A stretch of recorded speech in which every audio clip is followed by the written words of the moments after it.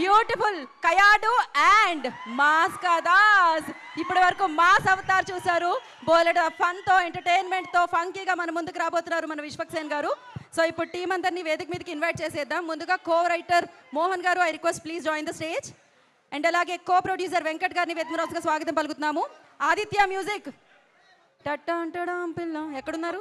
Aditya music Niranjan గారిని, మాధవ్ గారిని వేదిక స్వాగతం పలుకుతున్నాము.